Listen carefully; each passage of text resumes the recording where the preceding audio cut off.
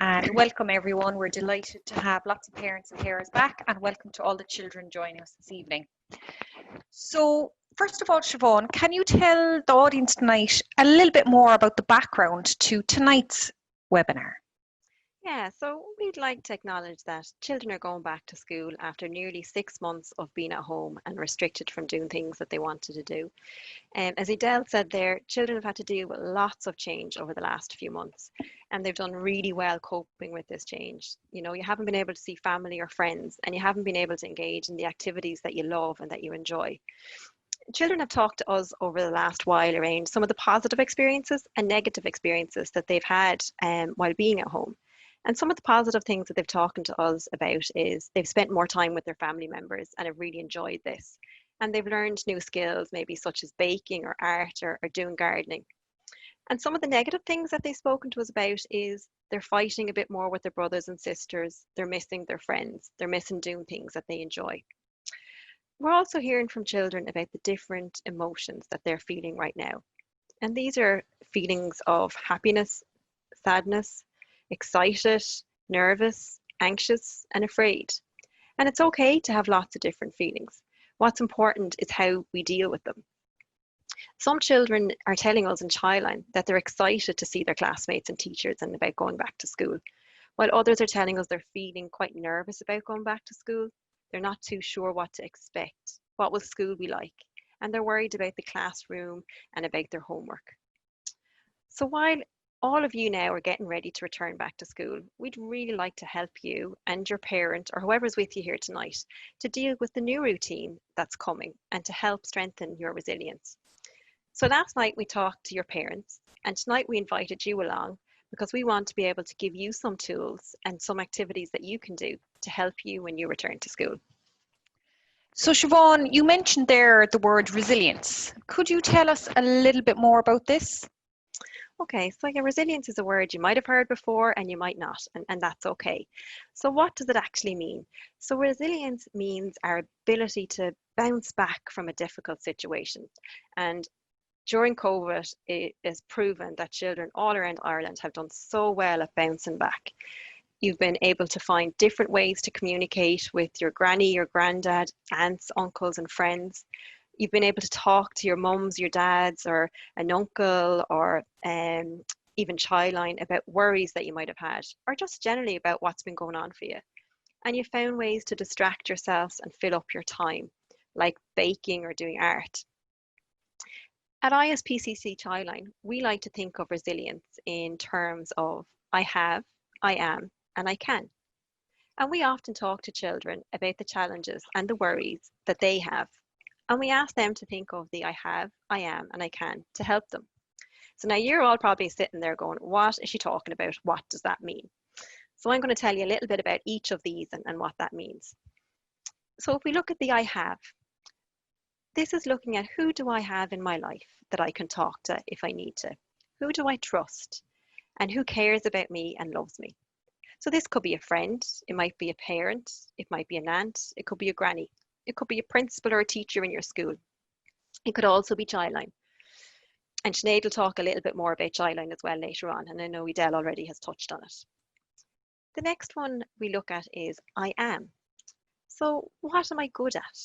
What are my positive qualities? Am I kind? Am I generous? Am I helpful? What am I good at? What are my talents and what are my skills? So every child is unique and has at least one talent or skill. And some children tell us that they're really good at taking care of animals.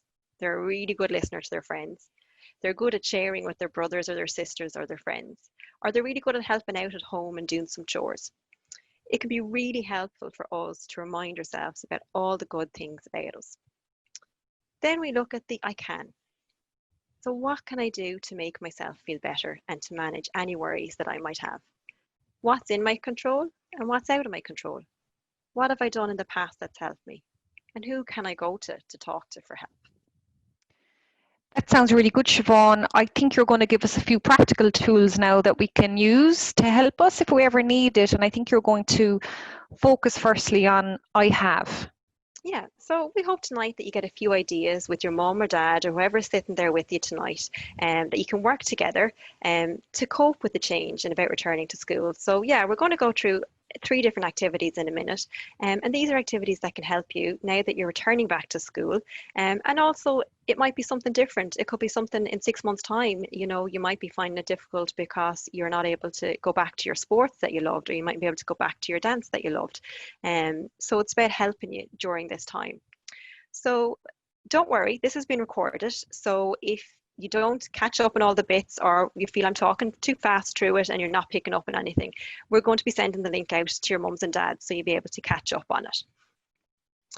So the first activity we're going to look at is going to focus on the I have, and that is looking at the supports in your life. The second one we're going to focus on is around strengthening your resilience and your self-esteem. So it's looking at all the positive qualities and the good things about you. And then the third one is going to look at how it's important to understand and talk about how we feel. So the I can. What can you do when you feel a certain way?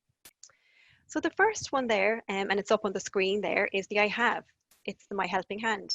And mums and dads from last night will be a little bit familiar with this because we talked a little bit about this. So what this is, we'd ask you to get a sheet of paper and trace your hand around it. Now you can do this if you want to right now, but as I said, don't worry, you'll be able to do this afterwards again. So it's about tracing your hand on a sheet of paper. And while you're doing it, have a little think about 5 trusted adults in your life that you feel that you can turn to for support, or just somebody that you want to talk to about your day and what's going on for you. So as you can see up here, we've got down your SNA. It might be a class teacher, a resource teacher, it might be your mum, it might be your granddad. So it can be anybody who you feel that you can trust and you can go to for help. When you've done that and you've wrote in the hand, you can colour it and decorate it as much as you want. The next thing I'd ask you to do is think about, where would you like to put your hand? Where would you like to keep it? It would be really nice if you could put it somewhere that you can see it on a daily basis. And that's just to help you, to remind you about all the people that you have in your life that are there for you to help and support you. So it might be that you want to put it beside your bed so you see it first thing when you wake up in the morning. It might be that you spend a lot of time around the kitchen area and you want to put it there. So have a little think about where you want to put it and you can decide where it goes.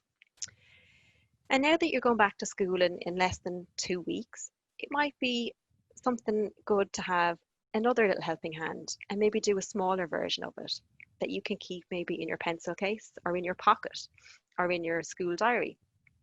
And in it, maybe put some trusted adults that you feel that you can go to when you're in school, as well as some people outside of the school. So again, it could be your class teacher, a principal, it could be an aunt, and it could be a granny, whoever you feel you want to put in there. And then during the day, if there's anything on your mind, or you feel like, I want to talk to someone, take it out and have a little look and see who the people are, and if someone is around that you can talk to about. Thanks, Siobhan. That's lovely, and it's definitely something I've used with many, many young people, especially around this age, around 5th class, 6th class, and they found it really useful. So I think you're going to talk us through the next activity, which focuses on the I am. Can you talk us through that, please, Siobhan? Yeah. So this, if you can see from the screen there now, is the I am. So this is going to focus on positive things about you and positive qualities. So what we'd ask you to do again in this one is to get a sheet of paper and divide it into 4 sections, and then maybe small 2 sections again then at the top. Over the very top half is where you're going to write your name. And on the other side, it could be your mum or dad, it could be whoever's with you tonight, or a trusted adult. So half the page is going to be yours and the other half is going to be for that other person. In the first box, we'd ask you to write down some things I am good at. And then underneath it, in the below box on your side, is something I'm getting better at. And then on the other half, which will be for your mum or your dad, is for them to put in the top box, a special memory I have of you. And in the bottom one, I am really proud of you when. Now, if you want to jig this up and make it a little bit more fun, you could draw pictures rather than writing down things. And what could make it even a little bit more interesting is maybe you could get your mum or dad to draw the pictures of a special memory of you or a time they were proud of you, and you try and guess what that time was. So you can make it a little bit fun together, and you can write it in as well. It doesn't have to be drawn. It's just you do whatever suits you the best. What's also really good about this is if you start off with just doing this, you can revisit it again in a couple of days or in a week or so, and you can add more things into it and build on it and share it together. And it can be a really nice activity to do as a joint activity. That's lovely, Siobhan, and I love the idea of getting the adults here to do a bit of drawing or doodling or artwork. It might be a few years since some of our parents have done that, so I love that. So finally, you're going to talk us through the I can activity. Yeah, so again, returning to school can bring up lots of different feelings for different people. You know, it's a time of change in their lives as schools have been closed for nearly 6 months, and lots have happened in this time for everybody. And it's really important that we're able to talk about how we feel to somebody we trust. So to do this, in this next activity, we're going to help you. It's an activity that will help you to understand a bit more about how you feel and how you can manage your own feelings while sharing them with your mum or your dad. And this activity is called a care tag. So wouldn't it be nice if everybody came with a care tag and told others exactly how to take care of ourselves? So if everybody takes a look at what they're wearing right now, it could be a jumper, a t-shirt, a pants, or whatever you got on you, you'll find that there's a little tag inside your clothes and it tells you how we need to look after it. So it might say delicate, dry clean only. It might say put on a 40 degrees wash, or it might say handle with care. So our clothes have care tags that tell us how to care for them and look after them. But as children and young people and adults, we don't have care tags. So how do we know how we need to be looked after? So with this activity that we're going to do right now, I'm going to get you to develop your own care tag. So it'll help you understand better your own feelings and help you communicate how you're feeling to other people that you trust. So how it's done is, if you can see on the screen there's three things on it. So it has when I and it's blank, I am feeling and it's blank, and I need.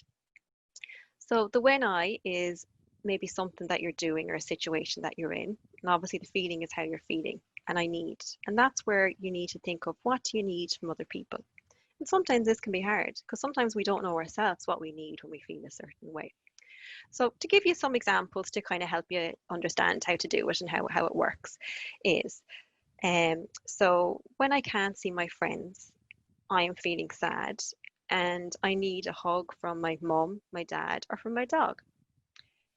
Another example might be when I don't get picked for the soccer team or the for the drama, I'm feeling angry and I need to talk to maybe my coach or my teacher, or it might be that I just need to kick the ball really hard. Or it also might be I actually need some space and time for myself. Another example can be maybe when I have an Irish test in school, I'm feeling nervous and I need my dad or my mom or my granddad to help me revise for the test. So there are just some examples. I'm not going to give loads. I think it's something that's really good that you and your mom and your dad or whoever's with you can really help you to do. And what's really fun and what can be really good is if you get your mom or dad to actually do some care tags for themselves, and you could all share your care tags.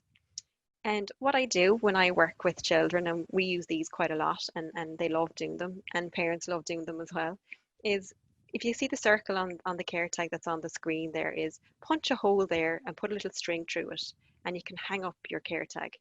Maybe go out into the garden and get a branch of a tree and hang your care tags off it. And it could be your care tag tree. And you can put it somewhere you can see it and you can add them in as the days go on or whenever you feel like you want to put a care tag to it. And it's something you can do. And as I said, we'd love to see mums and dads doing it as well.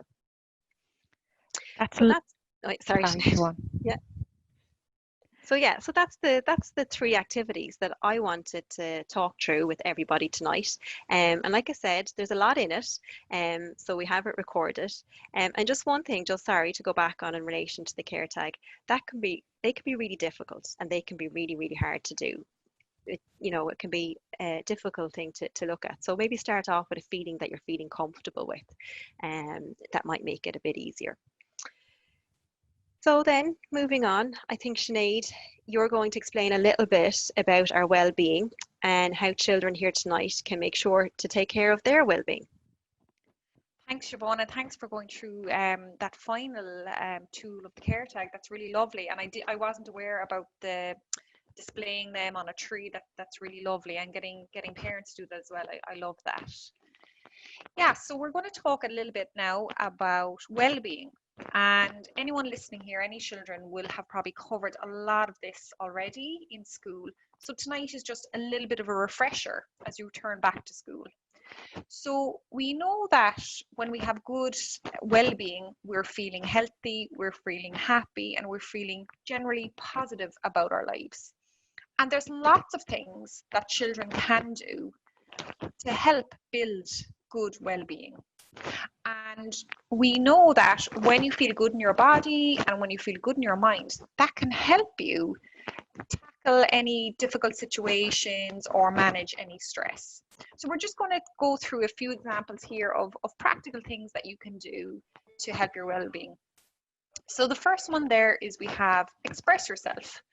And as Adele said, Siobhan and I work with a lot of young people, and some young people tell me that they don't always feel like chatting, and sometimes finding other ways to express themselves. So writing in a diary or journal, or drawing pictures, or finding other creative ways to express themselves can be really, really helpful. The next box there looks at looking after your physical health. And a big thing to come up for a lot of children I've worked with is sleeping.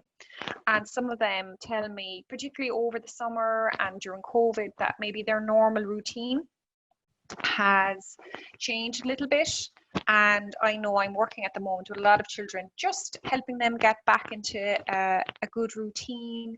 And if this is something that's striking a chord with you, maybe it's something you could have a chat with whoever's taking care of you at home, just around planning a good night's sleep and what's going to help that. Is it maybe looking at your screen time and finding balance around that? Just to get you set up. And the reason I do this work with young people is they tell me when they have a good night's sleep, it means when they go back to school the next day that they're in better form, they're in good mood, and that their concentration is really good. However, if they get bad night's sleep and not enough quality sleep, it can really affect their mood, and they're just sometimes always not in the form to go into the classroom. Another side of physical health, of course, is movement and getting exercise. And I've had a few young people I've worked with recently who have told me that maybe going for a walk, or for anyone here who's into hurling or camogie, using the rebounder in their garden have been great ways to just get rid of stress and get their bodies moving. But I've also worked with lots of young people who said, I'm not really into team sports, I'm not that sporty, but there's so many other ways that you can make sure you're getting movement every day. So it could be, maybe helping out at home in the garden, doing some housework, dancing, rollerblading. So there's lots of different ways you can make sure that you're getting that movement every day. And finally, just to say, the usual, looking after what you eat, and finding balance around not too much sugar. We all like our treats now and again, and that's perfectly okay. But have a chat to your mom or dad if you think you need a bit of support around eating healthy, so that you've good concentration and good physical health. Doing things we enjoy is really important. So having fun, doing the hobbies that you really like is really important and are a real big boost for our well-being. Positivity. So when I'm working with young children, and if they're feeling a bit nervous or a bit worried about a change coming up in their life, what I get them to do is to think about a positive mantra or a positive sentence that will help them through a tough time. So I let them brainstorm what they'd like. So, I've had some children have a positive mantra of, I will be okay, I will get through this. Or maybe they've had a positive mantra to remember their skills and talents. So it could be, I'm really good with animals and I'm a really good friend. And what I get them to do is to decorate their mantra, maybe put it by their bed, sometimes even get them to write it on their hand as a reminder for a few days. And what I get them to do is, if they're having a bad day and they're having some worries, obviously I recommend that they chat to a trusted adult, but also using their positive mantra can help them cope with some worries. Remember, you're not alone. So sometimes when I'm working with young people, they might be feeling really angry or really afraid, or and sometimes they feel, God, I'm the only young person going through this. And I would always remind children that, we're all human.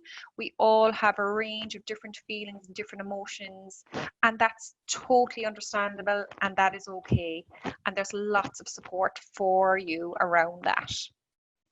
Screen time, I know from talking to my clients, they talk to me a lot about roadblocks and spending time playing that with their friends and really enjoying some screen time. However, it is important to find balance, and we talked about this earlier around the sleep, and just have a chat again with who's ever at home if you want to put a plan in place around finding balance, that you're not spending all your time indoors playing computers, that you're also getting outside in fresh air and doing other things. Stay connected with family and friends. So we know that this is really important for our well-being and for feeling good. And as Siobhan talked about earlier, young people have found new ways of connecting with grandparents and friends during COVID. So look, all of that is really important. And the final point there is talking makes us stronger.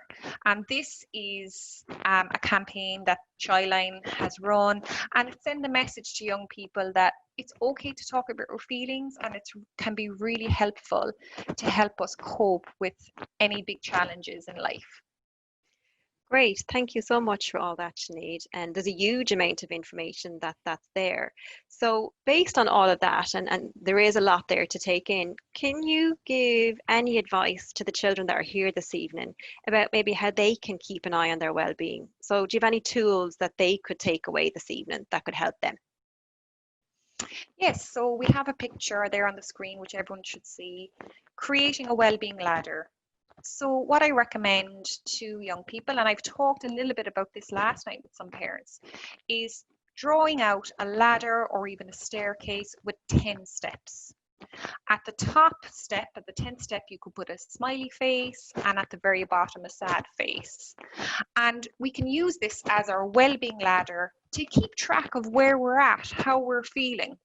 So you could ask yourself, how am I feeling in terms of my well-being and my health and my overall positivity?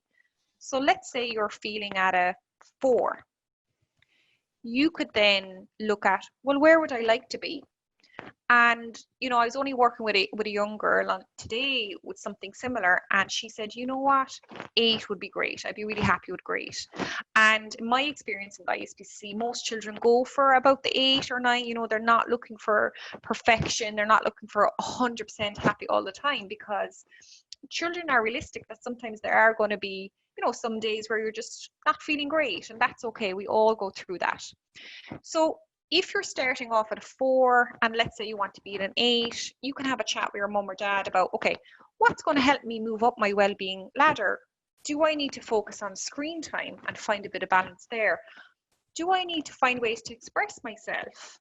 Or is it that it would help me to talk a little bit more about my feelings so that I can cope a little bit better, that I'm not getting overwhelmed?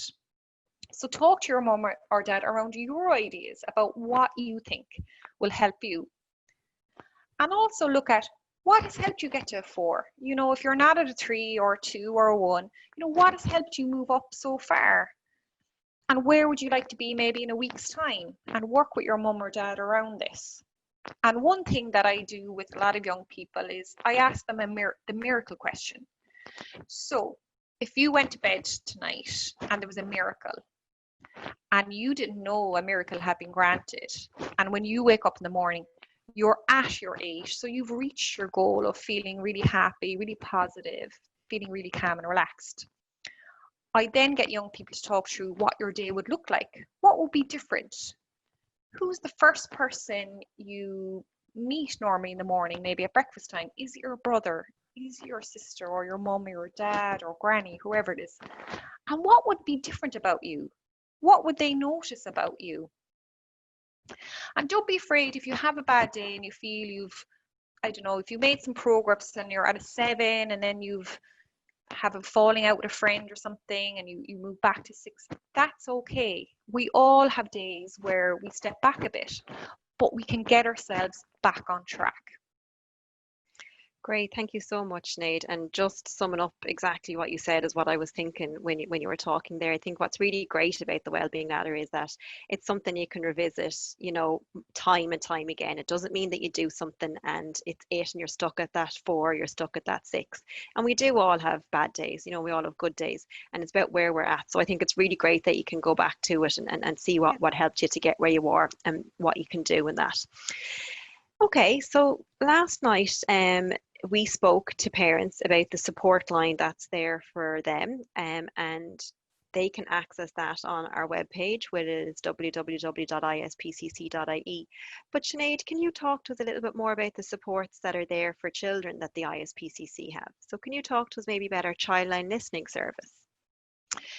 Yes, so Childline is Ireland's only free 24-hour listening service for children and young people. So we are here every day, every night of the year to listen. As Adele mentioned, we're here New Year's Eve, Christmas Day, St. Patrick's Day, to listen to young people across the country on whatever topic they want to, whether they want to talk about friendships or school or hobbies. I think that some people think that Childline is all about the real serious problems, but there's nothing too big or too small, as Adele said. We're here for everything in life. There are 3 ways that young people can contact us. So you can access our web instant messaging service through Childline.ie, and our text service is available on 50101. And then finally, we have our phone service on 1-800-666-666. So originally when Childline started, well over 30 years ago, we just had the phone. But then, a couple of years ago, we realized, a lot of teenagers and a lot of young people use mobile phones and they like connecting and chatting and feel comfortable talking about their feelings online. And that's why we developed the online services. But Childline.ie is more than just the listening service. We also have a fantastic resources. We have information and advice section where young people can look up all sorts of different issues and topics. And we have a very interesting Ask Pat question. So you can ask a question and we will respond, and we'll display those ones publicly for other people to see. So you can have a look at the type of questions young people have asked us over the last couple of months, and it's very interesting. Obviously, if you're talking or connecting online with the Childline listening service, that's completely confidential and completely private. So we just say to all mums and dads and children here tonight, if you get a chance, just check out Childline.ie. Great, Sinead. That's fantastic to know about a little bit more about the Childline service. So I suppose we're coming to a close on this evening. So as Adele mentioned at the very beginning around any questions that you might have for us. So Sean, I'm not sure if there's any questions that have come in, or if not, if anybody wants to ask a question to put into the chat box to Sean. Yeah, so we had, thanks very much for that, first of all. Some really interesting stuff there, some really helpful stuff that I'm sure everyone in attendance will use in the upcoming year. Just a few questions that have come in so far, but feel free again to go into the chat there and send in whatever you have. We had a question in about a student moving up here, obviously, and they're going to have a new teacher for the first time since they started in school. So just a question around that. They're a bit nervous, a bit anxious about working with a new teacher for the first time. Have you any advice about that situation? Yeah, I suppose what I would say, and Siobhan can add to this, is that it's okay and it's understandable to feel a little bit nervous, and I'm sure that some of your other classmates are feeling the same. And I think all I can advise you is, keep chatting to whoever's at home around it. Let them know how you're feeling, how you're getting on, and I'm sure your mom or dad will support you through that change. you know, I just remember I went to a really small country primary school, and I had the same teacher for about 4 or 5 years, and I remember getting a new teacher. So I can relate to that. It is a change for you, and that's understandable that you're feeling a little bit nervous. But, you know, maybe having a positive mantra, you know, maybe chat to your mum or dad at home about, you know, having a little sentence that you can repeat in your mind, maybe the first day of school.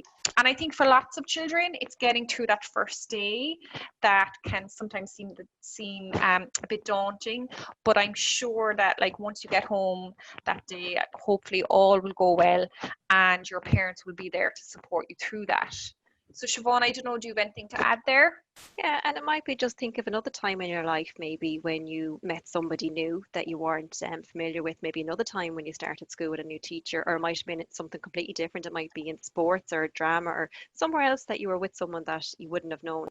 What did you do, and what worked well for you? So have a little think about that. And maybe mums and dads, you can help maybe explore that a little bit more with them. Yeah. Also, what might be another little good idea might be is to maybe, if you'd like to do a role play with your mum or your dad, maybe about how you might interact on your first day with your teacher, or what kind of things that you might like to say, then it might make you feel a little bit less nervous to kind of run through what might happen or what might go on.